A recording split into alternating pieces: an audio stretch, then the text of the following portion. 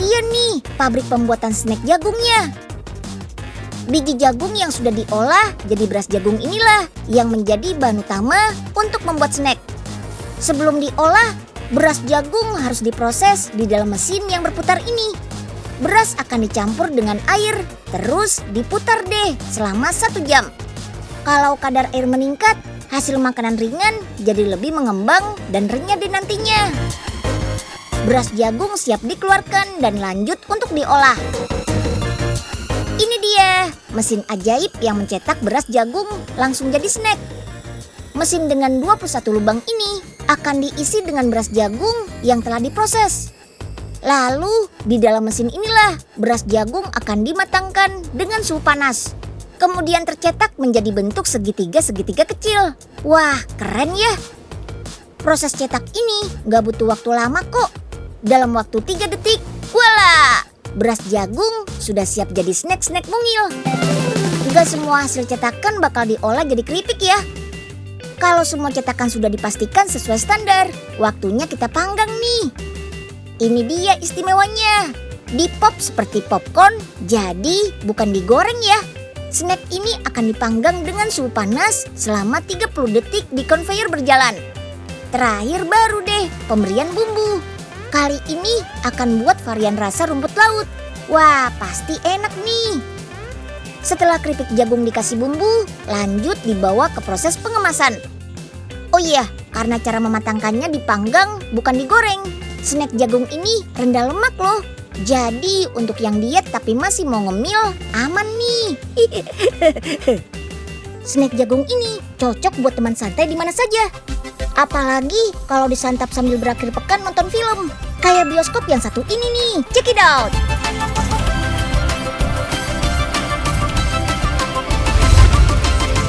Si Unyil, yuk kita kemon.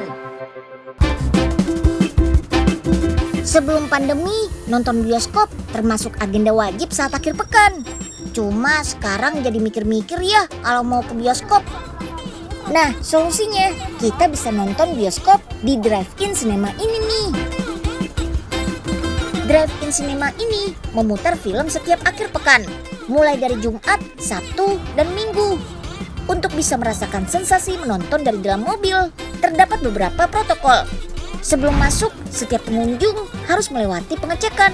Staf akan memastikan setiap mobil tidak berisi lebih dari 50% kapasitas maksimal. Staf yang bertugas juga telah dilengkapi dengan atribut khusus, yaitu masker dan sarung tangan. Pengunjung bisa membeli tiket secara online, sehingga saat masuk hanya perlu scan barcode saja. Setelah pengecekan, setiap mobil harus disemprot dengan disinfektan, lalu diarahkan ke lahan parkir. Jarak antar mobil dibatasi sejauh 1 meter, jadi antar pengunjung gak akan saling kontak. Drive-in cinema ini memiliki beberapa komponen penting nih. Terdiri dari layar, pemancar radio, dan control room. Layar yang digunakan pada drive-in cinema luasnya 9x14 meter. Wih, besar banget ya. Kalau gini sih filmnya masih bisa terlihat jelas nih dari segala penjuru. Material layarnya pun dibuat khusus dengan lubang udara. Lubang udara berbentuk segitiga ini berfungsi untuk mengurangi tekanan angin. Komponen yang gak kalah penting di drive-in cinema ini adalah control room. Ruangan ini terdiri dari komputer, pemancar, dan proyektor. Komputer inilah yang berperan sebagai otak dari drive-in cinema. Operator mengontrol pemutaran film melalui komputer, yang kemudian terhubung ke proyektor dan pemancar radio. Drive-in cinema ini tuh gak pakai speaker super jumbo loh. Bioskop ini memanfaatkan speaker yang dimiliki tiap mobil. Komputer di control room terhubung dengan pemancar radio. Jadinya penonton tinggal memutar saluran tertentu dan suara film dapat terdengar jelas di tiap mobil. Pemancar ini dapat menjangkau hingga jarak 1 km kok. Gak usah khawatir suaranya bakal kresek-kresek ya. Oh iya, sama kayak bioskop pada umumnya, kita juga bisa nonton sambil makan kok. Drive-in cinema ini menyediakan stand-stand makanan dengan beragam pilihan. Untuk meminimalisir penyebaran COVID-19, pemesanannya bisa dilakukan tanpa perlu turun dari mobil. Tinggal scan barcode dari brosur dan pesan deh secara online. Setelah itu, makanan pun akan diantar oleh staf, lengkap dengan masker dan sarung tangan. Biar tetap higienis, kemasan yang digunakan pun kemasan sekali pakai. Setelah makanan habis, tinggal dibuang deh. Tuh, keren banget kan drive-in cinema ini? Cocok banget deh buat hiburan akhir pekan bareng keluarga. Nggak perlu keganggu dengan pengunjung lain lagi. Tapi jangan rame-rame juga ya nontonnya. Idealnya sih di kursi belakang cukup diisi 1 orang, biar pandangannya nggak begitu terhalang kursi depan. Oh iya, jangan lupa pastikan bensin di mobil cukup ya. Meskipun nggak jalan, mobil tetap membutuhkan daya untuk menyalakan radio dan AC. Sejamnya bisa menghabiskan 1,2 hingga 2,5 liter, tergantung besar cc setiap mobil. Buat teman-teman yang lebih nyaman nonton film di rumah, cobain deh proyektor pintar yang ukurannya mini kayak gini nih. Walaupun ukurannya kecil, proyektor multimedia ini punya segudang fitur canggih loh. Bisa bikin kita makin nyaman buat menikmati hiburan di rumah. Wah, dalam satu tas multifungsi seperti ini, unit proyektor mini sudah tersedia lengkap dengan berbagai aksesoris lainnya. Ada remote control, wireless dongle, adaptor, dan kabel stop kontak berbagai tipe yang bisa banget dipakai buat traveling. Proyektor ini sudah dilengkapi dengan teknologi wireless case, jadi kita nggak perlu sambungan kabel fisik sama sekali. Istilahnya nirkabel. Proyektor tinggal disambungkan ke perangkat multimedia, baik komputer ataupun gawai yang kita pakai dengan jaringan WiFi yang sama. Selain itu bisa juga kok menggunakan media penyimpanan flash drive langsung ke proyektornya. Tinggal pilih file yang mau ditonton deh, simple banget kan? Alat ini juga dilengkapi fitur autofocus. Jadi nggak perlu lagi ngatur-ngatur fokus lensa kayak yang ada di proyektor konvensional. Proyektor ini juga nggak perlu speaker tambahan. Soalnya sudah ada speaker bawaan dari proyektornya kok. Suaranya juga kencang. Balik dengan plastik wrap. Satu lagi nih, fitur favorit Unyil. Walaupun sudah dilengkapi sama remote control yang memudahkan kontrol navigasi seperti ini, proyektornya juga dikontrol pakai aplikasi smart control di gawai kita. Keren kan? Proyektor ini tahan benturan sampai dengan 1,5 meter dan telah disertifikasi IPX2, yang artinya proyektor ini tahan sama cipratan air. Wih, aman banget deh kalau mau digunakan saat beraktivitas di luar ruangan. Untuk menggunakan proyektor mini ini butuh ruang datar seperti tembok yang luas, juga ruangan dengan pencahayaan yang redup. Jadi kita bisa nonton ala-ala di bioskop tanpa perlu keluar rumah.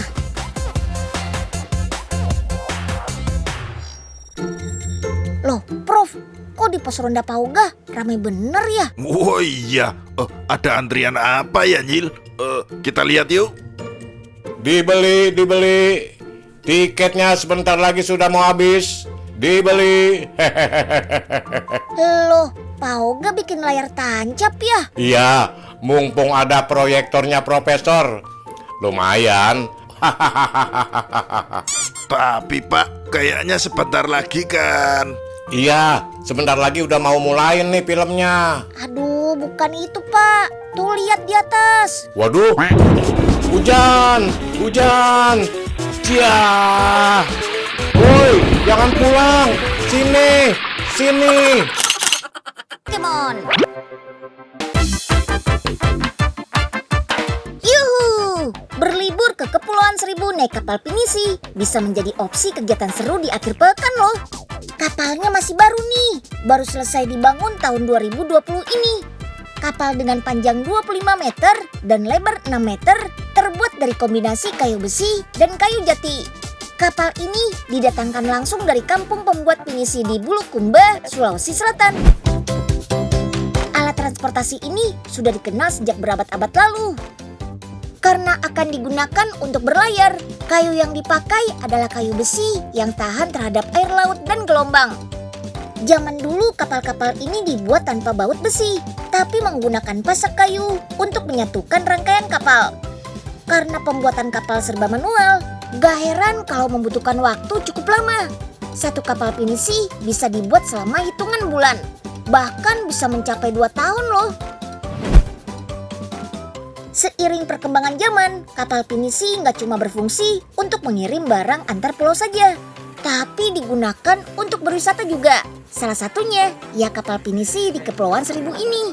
Selain menikmati fasilitas mewah, di kapal pinisi wisata ini, kita juga bisa berkegiatan seru loh.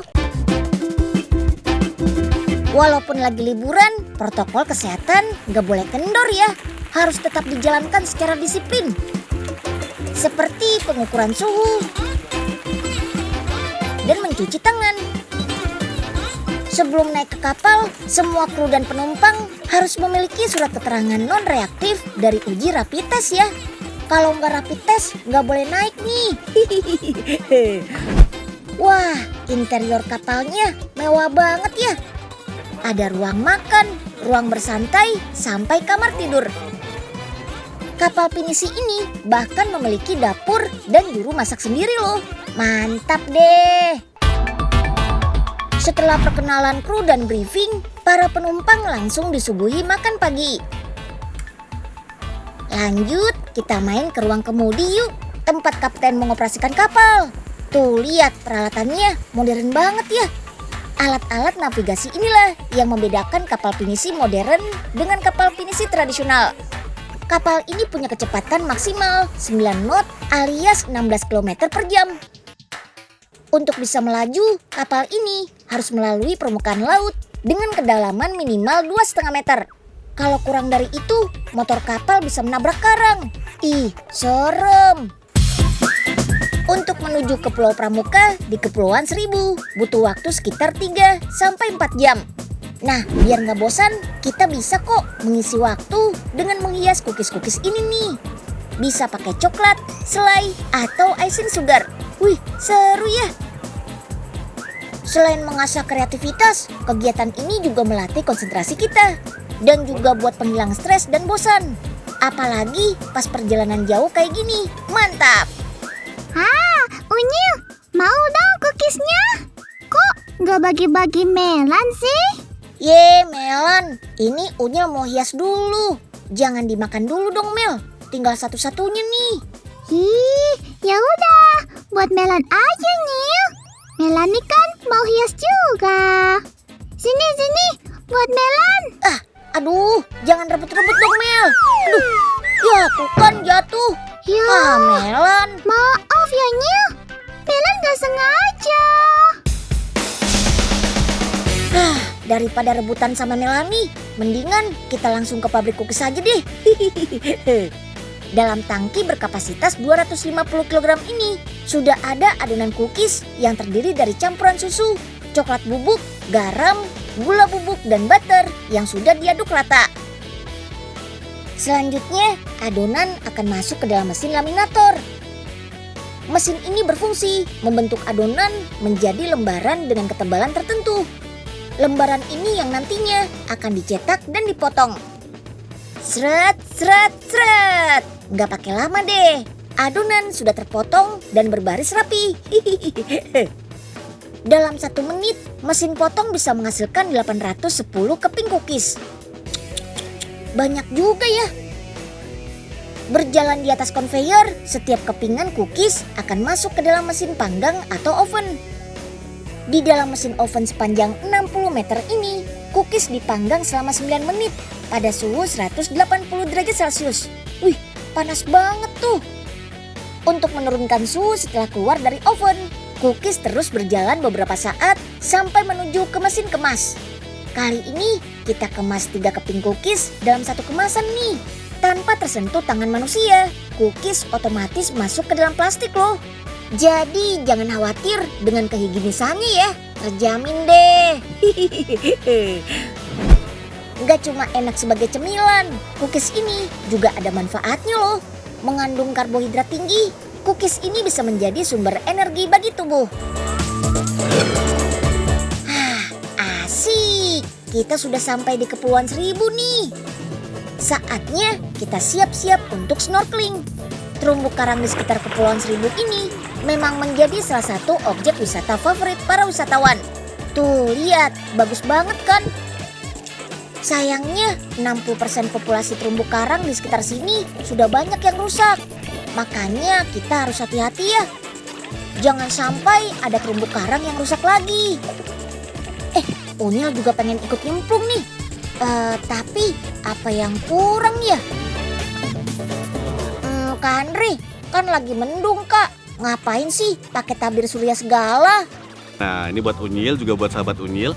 Walaupun mendung atau mungkin mataharinya nggak bersinar terik, tetap kalau berkegiatan di luar harus pakai tabir surya untuk melindungi kulit kita dari sinar ultraviolet. Nah, satu lagi nih saran kalau misalnya snorkeling, pakainya tabir surya yang ramah untuk terumbu karang. Karena bahan kimia di tabir surya itu biasanya bisa merusak terumbu karang. Jadi pilih yang khusus ya. Oh gitu ya Kak. Oh iya, Unyil juga punya nih liputan tabir surya yang terbuat dari bahan alami. Wah, dari apaan tuh, Nyil? Dari tongkol jagung Kak. Kita lihat dulu yuk di smartwatch Unyil. Tongkol jagung memiliki kandungan SPF tinggi yang dapat melindungi kulit dari sinar UV. Untuk membuatnya jadi sunblock, pertama keringkan tongkol jagung dengan cara di oven. Suhunya cukup 70 derajat Celcius saja. Setelah di oven selama 1 atau 2 hari, kadar air dalam tongkol akan menyusut kurang dari 10%. Setelah itu di blender dan diayak sampai menjadi serbuk halus. Kalau sudah, sekarang kita ke proses ekstraksi nih. Hasil ekstrak tongkol jagung dimasukkan ke mesin rotary evaporator water bath. Hasilnya, ekstrak tongkol jagung menjadi lebih kental, lebih efisien, dan masa simpannya lebih lama. Tongkol jagung mengandung senyawa fenolik dan flavonoid. Kedua zat itulah yang bersifat antioksidan sehingga bisa melindungi kulit dari paparan sinar matahari. Nah, sekarang tinggal diformulasikan nih agar berbentuk gel dan dikemas ke dalam botol. Jadi deh. Gel tabir surya ini sudah diuji dengan alat spektrofotometer UV vis. Hasilnya gel ini mengandung SPF tinggi sampai angka 20. Tabir suryanya dengan angka 20 SPF mampu melindungi kulit dari sinar ultraviolet selama 200 menit.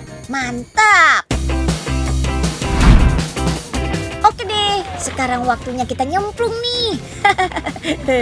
Nggak usah khawatir tenggelam atau nyasar ya. Selama berenang, kita dipandu oleh petugas yang sudah ahli kok. Jadi, kita bisa menikmati pemandangan bawah laut dengan tenang. Lanjut, beres snorkeling, waktunya bermain trampolin yang bisa menjadi wahana permainan di laut. Wih, seru juga nih. Bisa buat tempat foto juga. Ya, lumayan deh buat konten media sosialnya Unyil. Nah, gimana? Wisata kapal pinisinya seru kan? Kegiatan wisata ini juga bikin kita belajar banyak hal. Mulai dari menambah pengetahuan soal kapal tradisional, sampai melihat langsung keindahan alam bawah laut.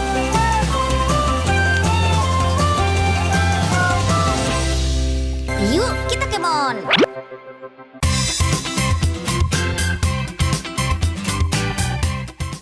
Jelang akhir tahun kayak gini, biasanya kita udah siap-siap nih buat liburan.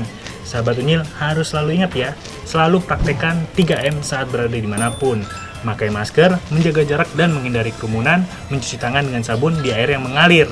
Kalau kita sehat, pastinya kita bisa menyambut tahun 2021 nanti dengan ceria. Transmedia konsisten menyajikan tayangan yang menghibur dan mendidik. Nah, untuk menyiapkan tayangan yang berkualitas itu butuh perjuangan juga loh. Kayak kakak-kakak kru programnya Unyil ini nih. Setiap hari kakak-kakak kru harus menyiapkan materi liputan. Dan lokasi liputannya nggak cuma di sekitar Jakarta atau Pulau Jawa saja, tapi juga sampai ke pelosok negeri. Bahkan sampai ke luar negeri juga. Kayak Kak Vincent sama Kak Mantu. Mereka mau kemana ya? Mana bawaannya banyak banget lagi. Pesawat boardingnya jam 2. Sekarang jam 1 nih teman-teman. Jam 1 kita akan ke Kupang. Jadi kalau di rumah teman-teman masih tidur, kita udah mulai untuk mengerjakan liputan untuk teman-teman di rumah. Setibanya di lokasi, kakak-kakak kru mulai melakukan peliputan nih. Tentunya dengan tema yang menarik dan beragam. Pastinya selalu memberikan tayangan terbaik untuk pemirsa setia Transmedia. Dari Pantai Oetune NTT kami mengucapkan Selamat ulang tahun Transmedia yang ke-19.